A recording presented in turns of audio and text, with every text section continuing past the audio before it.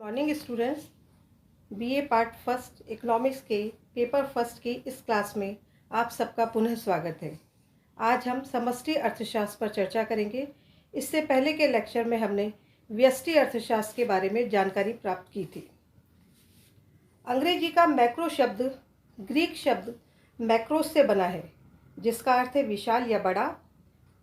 इस आधार पर समष्टि अर्थशास्त्र आर्थिक विश्लेषण की वह शाखा है जिसमें अर्थव्यवस्था की समस्त इकाइयों का समग्र रूप में अध्ययन किया जाता है। समष्टि अर्थशास्त्र के अंतर्गत संपूर्ण अर्थव्यवस्था से संबंधित समूहों जैसे राष्ट्रीय आय, राष्ट्रीय बचत, कुल विनियोग, कुल उत्पादन, कुल उपभोग तथा सामान्य मूल्य स्तर का अध्ययन किया जाता है। इसके अंतर्गत आर्थिक व्यवस्था का उसके संपूर्ण रूप में अध्ययन किए जाने के कारण इसे समग्र का अर्थशास्त्र भी कहते हैं। इसमें व्यक्तिगत इकाइयों का अध्ययन नहीं करके संगठन की औसतों अथवा उनके योगफलों, संपूर्ण अर्थव्यवस्था के विशाल समूहों तथा उनके औसत के रूप में अध्ययन व व्याख्या इस प्रकार की जाती है जिससे इनका पारस्परिक संबंध स्पष्ट हो जाता है। समष्टि अर्थशास्त्र आर्थिक व्यवस्था का उसके समग्र या संपूर्ण रूप में अध्ययन करता है और इसी कारण इसे समग्रीकृत अर्थशास्त्र भी कहते हैं। इसे आय के सिद्धांत के रूप में भी जाना जाता है। माल्थस को आधुनिक समष्टि अर्थशास्त्र का जन्मदाता और प्रोफेसर जेएम कीन्स को इसका सबसे प्रमुख प्रणेता अथवा समर्थक माना जाता है। वर्ष 1930 की विश्वव्यापी मंदी ने व्यष्टि अर्थशास्त्र की विश्वसनीयता पर प्रश्न चिन्ह लगा दिए। इससे समष्टि आर्थिक विश्लेषण की लोकप्रियता के द्वार खुल गए। वर्ष 1936 में कीन्स की पुस्तक जनरल थ्योरी के प्रकाशन के पश्चात प्रोफेसर हिग्स, लियोन्टिफ, फ्रीडमैन एवं शुम्पीटर आदि ने भी समष्टि आर्थिक विश्लेषण की लोकप्रियता में उत्तरोत्तर वृद्धि की है। अब हम परिभाषाओं के माध्यम से समष्टि अर्थशास्त्र को समझने का प्रयास करेंगे। प्रोफेसर बोर्डिंग के अनुसार समष्टि अर्थशास्त्र व्यक्तिगत इकाइयों का नहीं बल्कि उसके योग या समूह का अध्ययन करता है। इसमें व्यक्तिगत आय के स्थान पर राष्ट्रीय आय, व्यक्तिगत कीमतों के स्थान पर कीमत स्तर तथा व्यक्तिगत उत्पादन के स्थान पर राष्ट्रीय उत्पादन का अध्ययन किया जाता है। दूसरी परिभाषा गार्डनर एक्ले के अनुसार समष्टि अर्थशास्त्र आर्थिक मुद्दों पर व्यापक रूप से विचार करता है। इसका संबंध आर्थिक जीवन के संपूर्ण पहलुओं या आयाम से है। ये आर्थिक अनुभव के हाथी के व्यक्तिगत अंकों के कार्य संचालन, आकार व पहचान की अपेक्षा उसके कुल आकार, शक्ल या संचालन का अध्ययन करता है। अन्य रूप में यह एक वन की प्रकृति का अध्ययन करता है, न कि व्यक्तिगत पेड़ों का जिससे जंगल बना है। अब हम समष्टि अर्थशास्त्र के क्षेत्र को समझने का प्रयास करेंगे और देखेंगे कि समष्टि अर्थशास्त्र के क्षेत्र में कौन कौन से सिद्धांतों का अध्ययन किया जाता है। पहला है आय एवं रोजगार का सिद्धांत, theory of income and employment. इसके अंतर्गत अर्थव्यवस्था में आय एवं रोजगार के स्तर का निर्धारण संबंधी समस्याओं तथा निर्धारक तत्वों का विश्लेषण किया जाता है। इसके अंतर्गत उपभोग फलन, विनियोग फलन, गुणक तथा त्वरक आदि का अध्ययन होता है। नेक्स्ट पॉइंट है सामान्य मूल्य स्तर का सिद्धांत। समष्टि अर्थशास्त्र में सामान्य मूल्य स्तर के निर्धारण के साथ अर्थव्यवस्था में मुद्रा स्फीति, मुद्रा संकुचन, मुद्रा अपस्फीति तथा मुद्रा संस्फीति का आदि का अध्ययन किया जाता है। परीक्षा की दृष्टि से सामान्य मूल्य स्तर की चारों अवधारणाएं विशेष उपयोगी हैं। इनका अध्ययन हम बाद में करेंगे। नेक्स्ट पॉइंट है आर्थिक विकास का सिद्धांत, थ्योरी ऑफ डेवलपमेंट। अर्थव्यवस्था में विकास एवं नियोजन के सिद्धांत समष्टि अर्थशास्त्र की परिधि में आते हैं। इसके अंतर्गत विकास एवं नियोजन की प्रविधियों, व्यू रचना तथा सिद्धांत का विश्लेषण किया जाता है। नेक्स्ट पॉइंट है व्यापार चक्रों का सिद्धांत। अर्थव्यवस्था में आने वाले उतार चढ़ावों का विश्लेषण, उनके दुष्प्रभावों पर नियंत्रण, उन उतार चढ़ावों को रोकने के उपाय आदि के लिए मौद्रिक नीति, राजकोषीय नीति एवं व्यापार नीति में समायोजन करने पड़ते हैं और इन सब का अध्ययन समष्टि अर्थशास्त्र में होता है। नेक्स्ट पॉइंट है अंतर्राष्ट्रीय व्यापार तथा विदेशी विनिमय का सिद्धांत। अंतर्राष्ट्रीय व्यापार के सिद्धांत व्यापार शर्तें, विदेशी विनिमय दरों का निर्धारण, विनिमय दरों में उतार चढ़ाव का विश्लेषण, विदेशी विनिमय नियंत्रण आदि समस्याओं का अध्ययन समष्टि अर्थशास्त्र के क्षेत्र में आते हैं। नेक्स्ट पॉइंट है मुद्रा एवं बैंकिंग का सिद्धांत। अर्थशास्त्र के क्षेत्र में मुद्रा एवं बैंकिंग के सिद्धांतों का भी समावेश होता है। इसके अंतर्गत मौद्रिक व्यवस्थाएं, साख व्यवस्था, बैंकिंग के सिद्धांत, केंद्रीय बैंक की व्यवस्था एवं कार्यप्रणाली और अंतर्राष्ट्रीय वित्त का अध्ययन समष्टि अर्थशास्त्र के क्षेत्र में आता है। नेक्स्ट पॉइंट है राजस्व का सिद्धांत। इसके अंतर्गत अधिकतम सामाजिक कल्याण की दृष्टि से सार्वजनिक व्यय, आय तथा सार्वजनिक ऋणों से संबंधित सिद्धांतों का विश्लेषण किया जाता है। आधुनिक युग में राजकोषीय नीतियों का दूसरी नीतियों से समायोजन स्थापित किया जाता है और ये सब समष्टि अर्थशास्त्र की विषय सामग्री है। नेक्स्ट पॉइंट है वितरण का समष्टि सिद्धांत। समष्टि अर्थशास्त्र के क्षेत्र में वितरण का समष्टि मूलक सिद्धांत भी आता है, जिसके अंतर्गत उत्पत्ति के विभिन्न साधनों का राष्ट्रीय आय में सापेक्षिक हिस्सा निर्धारित करने के सिद्धांतों का विश्लेषण किया जाता है। अब हम समष्टि अर्थशास्त्र के महत्व पर चर्चा करेंगे। तीसा की मंदी ने समष्टि आर्थिक विश्लेषण की अनिवार्यता सिद्ध कर दी। इससे उसकी लोकप्रियता एवं महत्व में वृद्धि हो गई, जिसके प्रमुख कारण इस प्रकार हैं। पहला पॉइंट है आर्थिक नीति निर्धारण में सहायक। समष्टि अर्थशास्त्र आर्थिक नीतियों के निर्धारण में सहायक है, इसलिए इसे नीति निर्धारण उपागम कहा जाता है।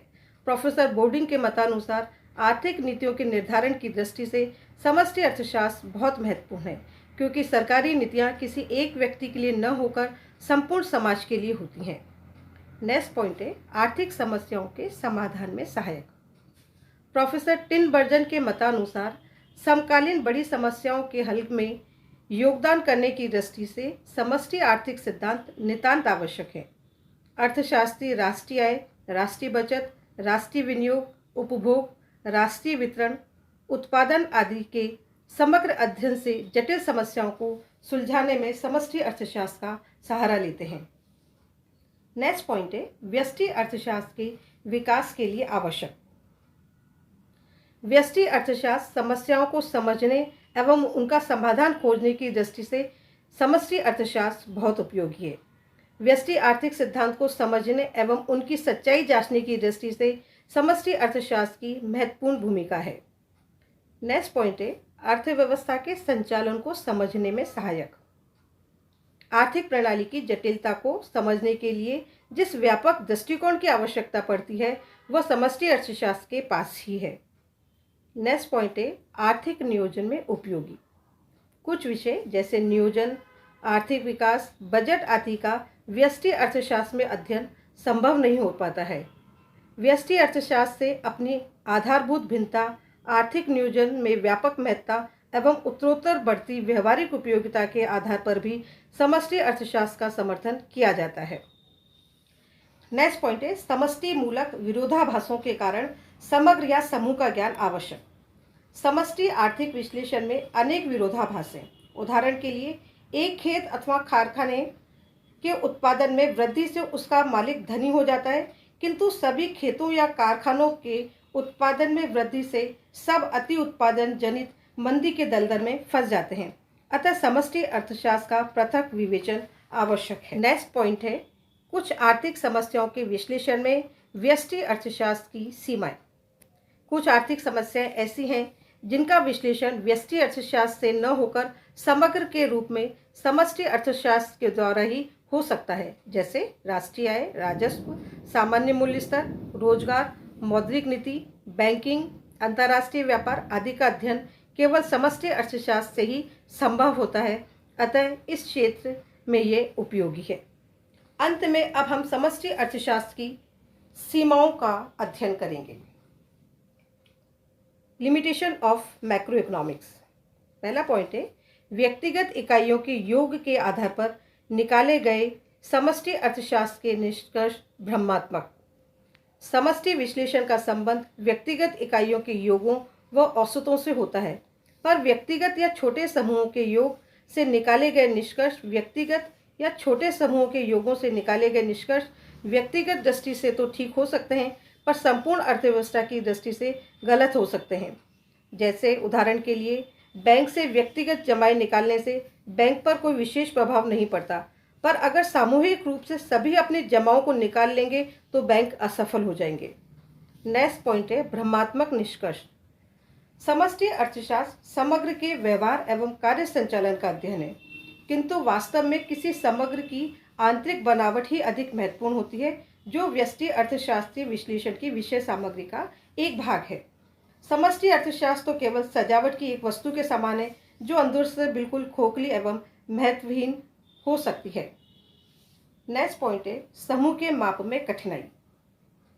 समष्टि अर्थशास्त्र में जिन योगों का अध्ययन किया जाता है, उनके निर्माण में अनेक कठिनाइयाँ आती हैं, अतः वे योग अपूर्ण होते हैं। इस आधार पर समष्टि अर्थशास्त्र भी अपूर्ण ही रहता है। नेक्स्ट पॉइंट है समूह में व्याप्त विभिन्नता की उपेक्षा। समष्टि विश्लेषण समूह के योगों या औसतों पर निर्भर करता है। इस कारण समूह में पाए जाने वाले अंगों का अंतर या महत्व स्पष्ट नहीं होता। समूह की अपेक्षा अंगों की रचना महत्वपूर्ण होती है, जैसे सामान्य मूल्य स्तर जो अनेक वस्तुओं के मूल्यों का समग्र औसत है, ये स्पष्ट नहीं करता है कि कौन सी वस्तुओं के मूल्यों में कितना अंतर हुआ है। हो सकता है कि खाद्यान्न के मूल्यों में कमी हुई हो, जबकि औद्योगिक वस्तुओं के मूल्यों में वृद्धि हुई हो। इसी प्रकार राष्ट्रीय आय में वृद्धि ये स्पष्ट नहीं करती कि कौन से वर्ग की आय में वृद्धि हुई है और कितनी वृद्धि हुई है। अतः समूह के योग के आधार पर भविष्यवाणी, सुझाव या विवेचन तब तक उचित नहीं होंगे जब तक कि समूह की रचना, उसके अंगों का स्वभाव तथा उसमें आपसी संबंधों की जानकारी न हो। नेक्स्ट पॉइंट है समष्टि अर्थशास्त्र के योग अर्थव्यवस्था के विभिन्न क्षेत्रों को समान रूप से प्रभावित नहीं करते। जैसे कुल मांग में वृद्धि से कुछ उद्योगों में सीमांत उत्पत्ति ह्रास नियम लागू होने से उत्पादन बढ़ाने में कठिनाई आएगी, जब सीमांत उत्पत्ति वृद्धि वाले उद्योगों में उत्पादन कम लागत पर अधिक हो सकेगा। इसी प्रकार मध्यम वर्ग की आय बढ़ने पर साइकिल उद्योगों पर बुरा प्रभाव और स्कूटर उद्योग पर अच्छा प्रभाव पड़ेगा। नेक्स्ट पॉइंट है समष्टि अर्थशास्त्र अपूर्ण। समष्टि अर्थशास्त्र में जिन योगों का अध्ययन किया जाता है, उनके निर्माण में अनेक कठिनाइयाँ आती हैं, अतः वे योग अपूर्ण होते हैं। इस आधार पर समष्टि अर्थशास्त्र भी अपूर्ण ही रहता है। नेक्स्ट पॉइंट है जटिल प्रक्रिया। सैद्धांतिक दृष्टिकोण से काफ़ी सरल दिखाई देने के बावजूद व्यवहारिक दृष्टि से समष्टि अर्थशास्त्र की प्रक्रिया काफ़ी जटिल है, अतः अनुसंधानकर्ताओं द्वारा इसके दुरुपयोग का भय बना रहता है। इस प्रकार आज हमने समष्टि अर्थशास्त्र का अर्थ, महत्व व सीमाओं के बारे में जानकारी प्राप्त की। अगले लेक्चर में हम समष्टिगत विरोधाभास, समष्टि अर्थशास्त्र की व्यष्टि अर्थशास्त्र पर निर्भरता आदि का अध्ययन करेंगे। धन्यवाद। Thank you.